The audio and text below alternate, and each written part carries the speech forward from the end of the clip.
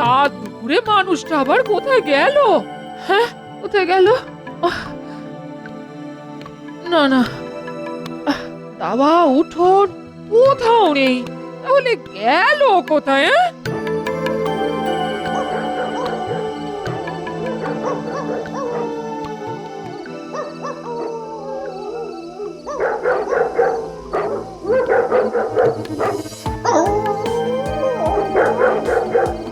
এখনো তো ফিরলো না, কোথায় গেল?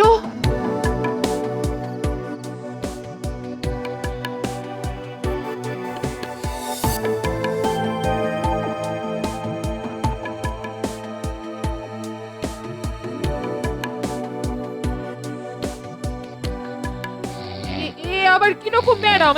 ঘুমের মধ্যে চোখ বন্ধ করে রাস্তা থেকে ঘুরে এলো। যাক বাবা, রাতের বেলা এসব নিয়ে আর চেঁচামেচি করে লাভ নেই, যা হবার কাল সকালেই হবে। বাবা,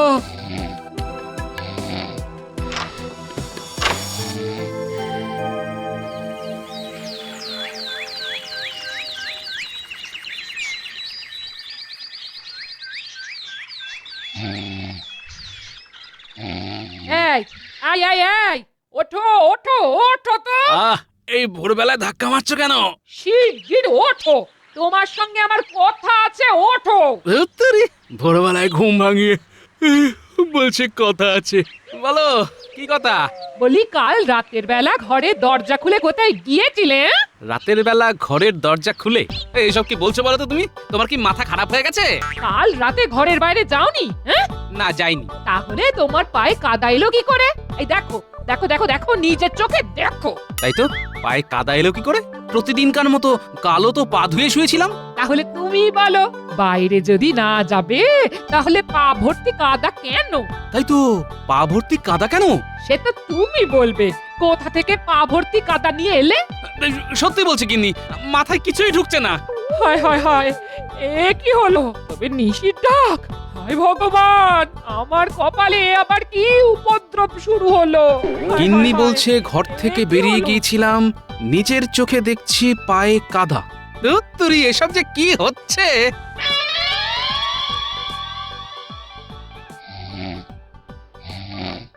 কি হলো গোপাল? রাজসভায় বসে তুমি ঢুলছো কেন? শরীর খারাপ নাকি? গোপাল, হ্যাঁ হ্যাঁ হ্যাঁ হ্যাঁ, কিছু বলছেন মহারাজ? বলছি, রাজসভার মধ্যে বসে বসে ঢুলছো কেন? শরীর খারাপ নাকি? না মানে গোপালের শরীর খারাপ নয় মহারাজ, আমার মনে হয় ওর এবার অবসর নেবার সময় হয়ে গেছে। আসলে মেঘে মেঘে বয়স তো কম হলো না। মেঘে মেঘে বয়স বাড়ে আর বাড়ে বেলা, গোপাল এবার ছুটি নেবে, কাটিয়ে সব খেলা। এই, তোমরা সকলে চুপ করো তো। গোপাল, শরীর খারাপ থাকলে কদিন না হয় ছুটি নাও। তাই দিন মহারাজ, আসলে নানান চিন্তায় মাথার মধ্যে কেমন যেন সব জট পাকিয়ে যাচ্ছে মহারাজ। এমন হলে আমায় বলো গোপাল, আমি ওষুধ দেব। না না না না না, এক্ষুনি তার আর দরকার নেই। আমি তাহলে আজ আসি মহারাজ। এসো এসো এসো।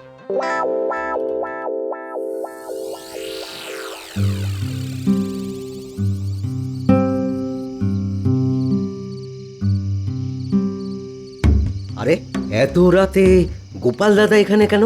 হয়তো মহারাজের কাছে কোনো গোপন কাজ আছে। ঠিক বলেছিস, তাহলে আর কথা না বাড়িয়ে যেতে দে।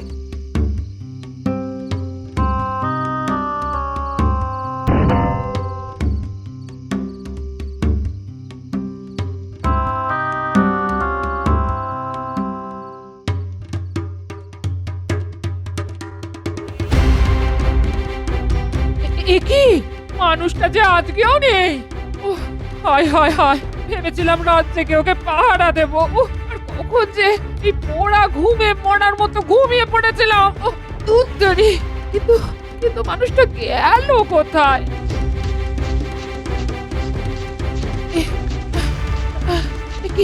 কি যতদূর চোখ যাচ্ছে কোথাও তো দেখতে পাচ্ছি না। তাহলে কি একবার পুটিদের বাড়ি যাবো? এই বলি, পুটির মা, ও পুটির মা, পুটির মা! এ কি দিদি, এত রাতে তুমি কোনো বিপদ আপদ হয়েছে নাকি?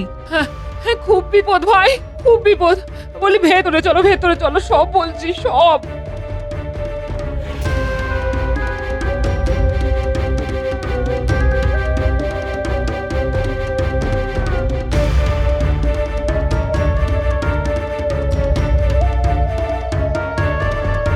কে কে কে ওখানে? কে কে ওখানে? রক্ষী, রক্ষী! কে কে ওখানে? ধরেছি ধরেছি মহারাজ, ধরেছি। আরে এ তো গোপাল দাদা। গোপাল, এত রাতে তুমি আমার ঘরে কেন? কি হলো? আমার কথা শুনতে পাচ্ছ না? গোপাল! আমি কোথায়? ওফ! কোথায় আবার? আমার ঘরে। আপনার ঘরে? আপনার ঘরে কেন? কে নিয়ে এলো? মনে হচ্ছে গোপাল এতক্ষণ ঘুমোচ্ছিল। আর ঘুমের মধ্যে হাঁটতে হাঁটতে এখানে চলে এসেছে। শোনো, গোপালকে ওর বাড়ি পৌঁছে দিয়ে এসো। চলো চলো গোপাল দাদা, তোমাকে বাড়িতে পৌঁছে দিয়ে আসি, চলো। তাই চলো ভাই, বড্ড ঘুম পাচ্ছে।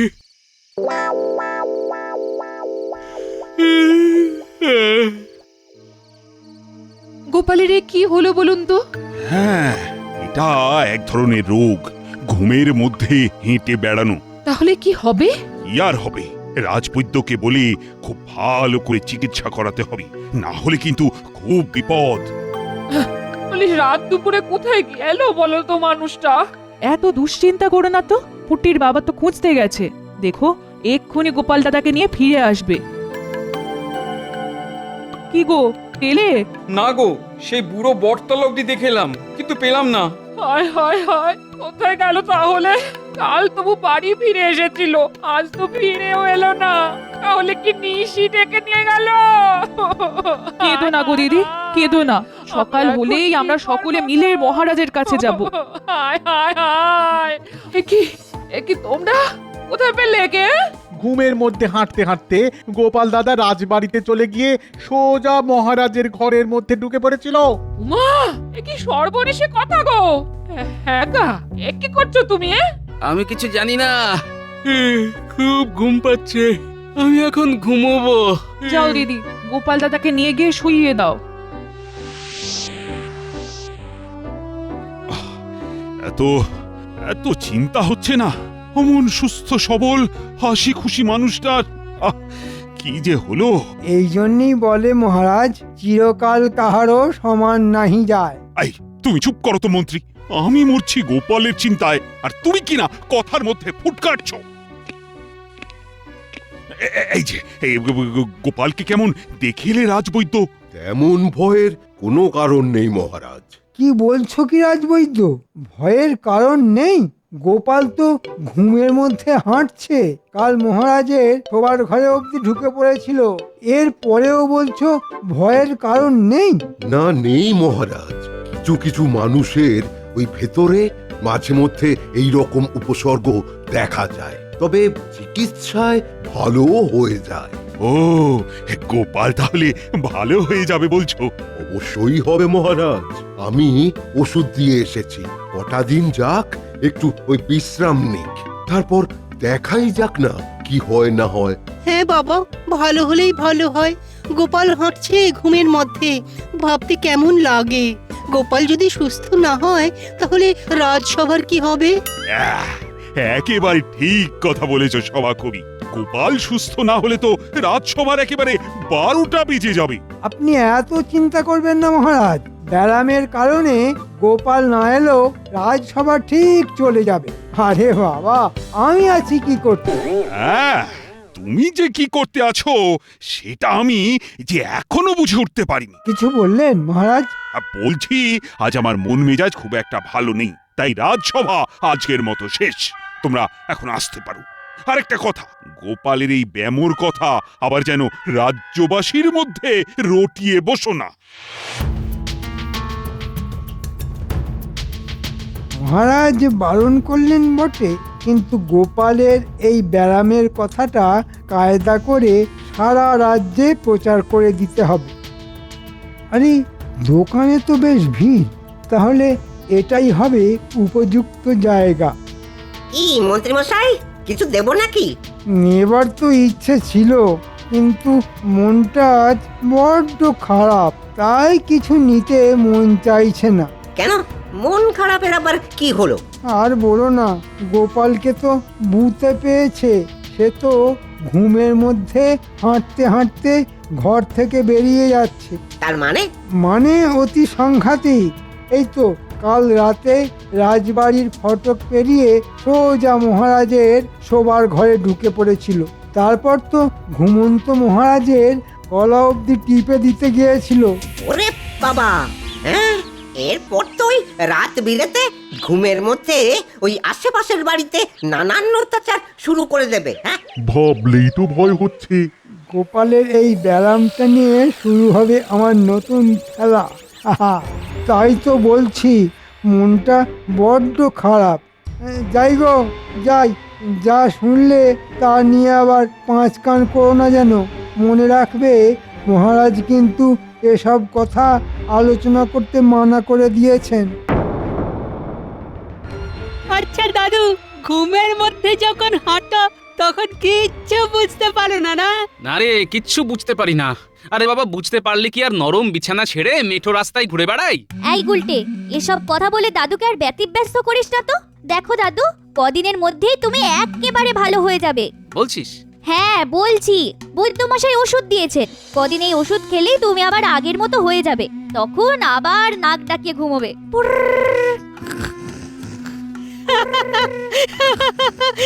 বাবা পুঁটি, কি দারুণ নাক ডাকতে পারিস রে তুই।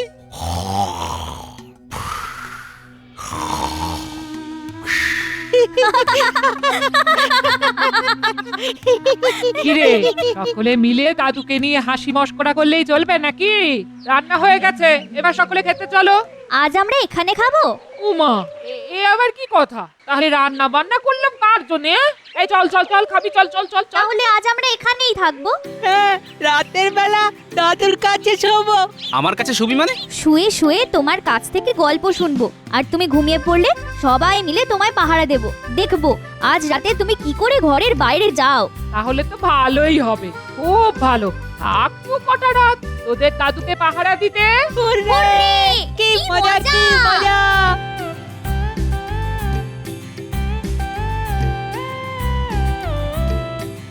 আহা আহা, কি আনন্দ, কি আনন্দ! তা এত আনন্দের কি হলো গো? আনন্দ হবে না? ওদিকের খবর শুনেছো? কি খবর গো? গোপাল তো ঘুমের মধ্যে হাঁটতে চলতে শুরু করে দিয়েছে। সে কি গো, ঘুমের মধ্যে হাঁটছে? এ তো খুব বাজে রকমের ব্যায়াম। আহা আহা, গোপালের এই ব্যায়াম যদি আর না সারে তখন তো মহারাজ অসহায় হয়ে পড়বেন, আর সেই সুযোগে আখের গুছিয়ে নেব আমি। বলে এখনই এত হেসো না, একদম হেসো না। হাসবো না মানে? বলি এখনই তো হাসার সময় গো। তাহলে হাসো, তবে বলে রাখছি, গাছে কাঁঠাল দেখে গোফে তেল যারা মেখে বসে থাকে তাদের শেষ পরিণতি কিন্তু। শেষ পরিণতি তাহলে কি হয়? শেষ পরিণতি হয় কান্না। হ্যাঁ। এটা কে রে? এটা বউ না বলতা? শুধু কামড়ায়, শুধু কামড়ায়। তবে আমিও ছাড়বার পাত্র নয়। এমন ফোন দিয়ে আঁটবো না, গোপালকে একেবারে কৃষ্ণনগর ছাড়া করে ছাড়বো। শুধু রাতটা আসতে দাও। ও দাদু, দাদু গো, আর একটা গল্প শোনাও না। ওরে বাবা, এই তো একটা গল্প শোনালাম, আবার গল্প? হ্যাঁ হ্যাঁ, আবার গল্প, আবার গল্প। আবার গল্প শুরু হলে তো রাত কাবার হয়ে যাবে। এই লক্ষ্মী সোনারা আমার, এখন ঘুমিয়ে পড় দেখি। কাল সকালে না হয় আবার একটা মজার গল্প শোনাবে তোদের দাদু। সত্যি তো? সত্যি সত্যি সত্যি, তিন সত্যি। হ্যাঁ চল তাহলে ঘুমিয়ে পড়ি। দাঁড়া, আসল কাজটা সেরে নি। কি কাজ দাদু? এই দেখ, দড়িটার এক প্রান্ত আমি নিজের ডান পায়ের সাথে বেঁধে নিলাম, আর অন্য প্রান্ত বেঁধে দিলাম তোর ডান পায়ের সাথে। এটা করে কি হবে দাদু? বুঝতে পারলি না? যদি তোরা সকলে ঘুমিয়ে পড়িস, আর আমি যদি গত কদিনের মতো ঘরের দরজা খুলে বাইরে বেরিয়ে যেতে চাই। বুঝতে পেরেছি, অমনি তোমার পায়ে বাঁধা দড়ির টান পড়বে আমার পায়ে, আর আমি অমনি খপাত করে চেপে ধরবি আমায়। কিরে, বুদ্ধিটা কেমন? এই না হলে গোপাল দাদু। আয়, তাহলে সকলে মিলে নিদ্রা দেবীর আরাধনা করি। বালতির এই ময়লাগুলো আজ রাতে আশেপাশের বাড়িগুলোর দোরগোড়ায় ঢেলে দেব। হ্যাঁ, কাল সকালে তাহলে একেবারে হইচই পড়ে যাবে। সকলে ভাববে ঘুমের মধ্যে গোপালই এসব করেছে। তারপর ওদের উস্কে দেবার জন্য তো আমি আছি। হ্যাঁ, যা জমবে না ব্যাপারটা।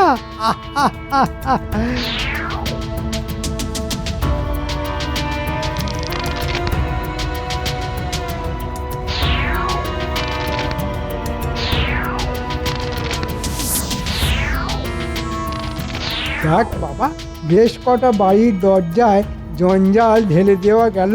এখন কি করি, এখন কি করি, আবার কি করি? বাহ, কি সুন্দর ফুলের বাগান।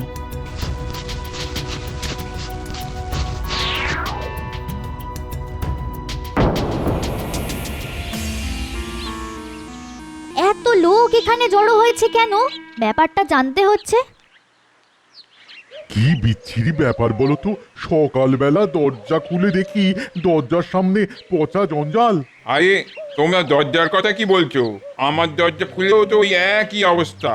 মাছের কাঁটা, মাংসের হাড় সব পড়ে আছে। ছি ছি ছি ছি ছি, সাত সকালে নিজের হাতে ওই জঞ্জাল পরিষ্কার করতে হলো আমায়।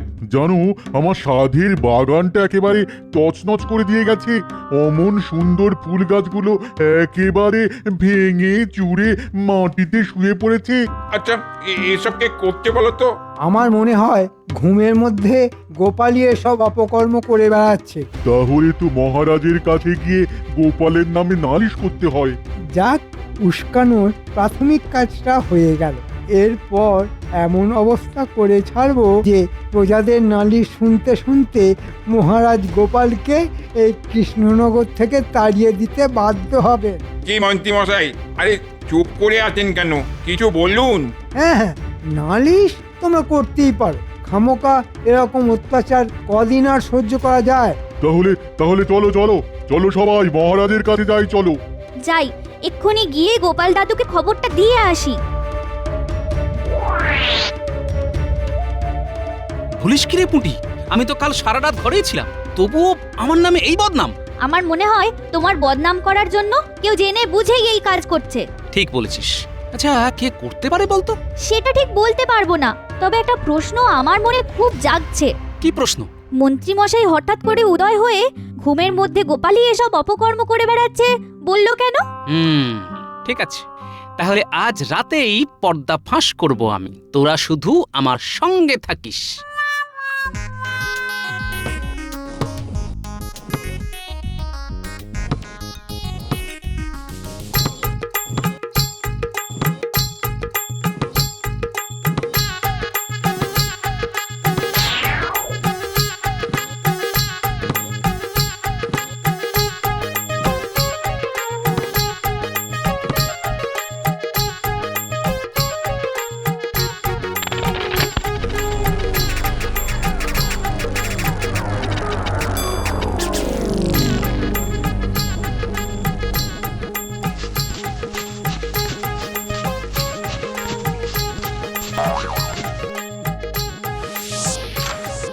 সকালে লোকেদের কাছ থেকে নালিশ শুনে মহারাজ খুব বিরক্ত হয়েছেন। আজ রাতেও এই কাণ্ড ঘটলে মহারাজ খুব রেগে গিয়ে গোপালকে কৃষ্ণনগর থেকে ঠিক তাড়িয়ে দেবেন। আর গোপাল বিদে হলে মহারাজের মাথার উপর লাঠি ঘোরাবো আমি। হ্যাঁ,